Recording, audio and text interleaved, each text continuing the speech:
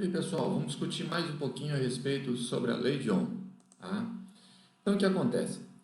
Nessa imagem que vocês estão vendo aí, a gente tem um gráfico, tá, da corrente elétrica em função da diferença de potencial.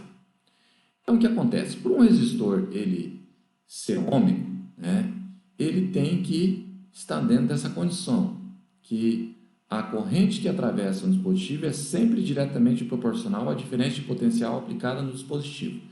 Então, o que acontece? No caso de um resistor ôhmico, quando você aumenta a diferença de potencial, você aumenta a corrente elétrica que atravessa o condutor também, tá?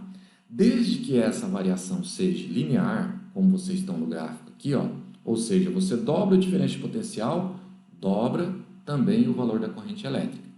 Se essa proporção for mantida, significa que esse dispositivo ele é ôhmico, ou seja, obedece à lei de Ohm. E um dispositivo que obedece à lei de Ohm, se a resistência do dispositivo não depende também do valor absoluto, nem da polaridade da diferença de potencial, ou seja, você pode inverter a diferença de potencial, que ele vai continuar se comportando da mesma maneira, tá? Então, todos esses dispositivos são chamados de resistores ôhmicos e obedecem essa lei aqui. Perceba que o gráfico é uma reta porque V é diretamente proporcional a I e depende dessa constante aqui, que é a constante que representa a resistência elétrica.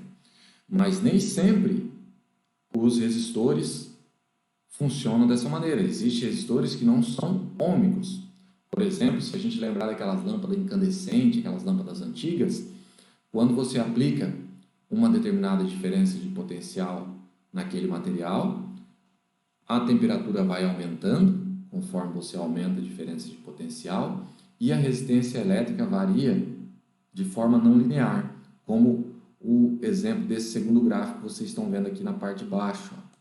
Deixa eu pegar o contador laser. Nessa situação aqui, perceba que você está aumentando a diferença de potencial, a corrente continua sendo zero, a partir de um determinado valor é que começa a aumentar a corrente elétrica, conforme você vai aumentando a diferença de potencial, mas mesmo assim não é de forma linear, tá? Então isso aqui é chamado de resistores não ôhmicos.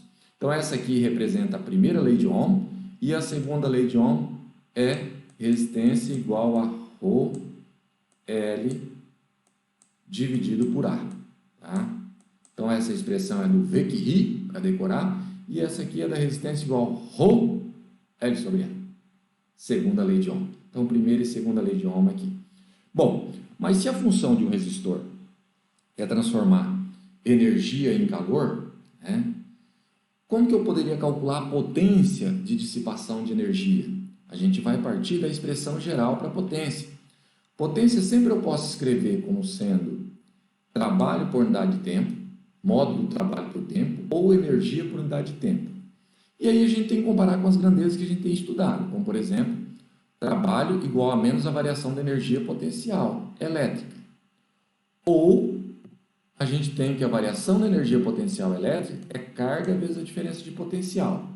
Então, se eu substituir essas expressões aqui, eu vou ter potência trabalho por tempo, substituo a variação da energia potencial por unidade de tempo, ou, no lugar do ΔU, carga vezes a diferença de potencial. Perceba que aqui ficou carga por tempo. Quem que é carga por tempo que a gente aprendeu nesse capítulo?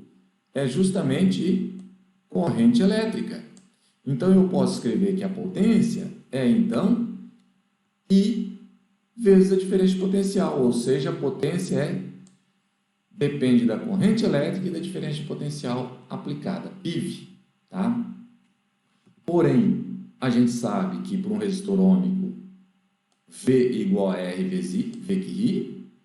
Se eu pegar e substituir no lugar do V, substituir por RI, eu vou ter que potência é RI quadrado. E além disso, eu posso isolar aqui o I e substituir aqui. E vou escrever a expressão como V quadrado sobre R. Então, a gente tem três expressões que a gente pode utilizar para calcular a potência elétrica.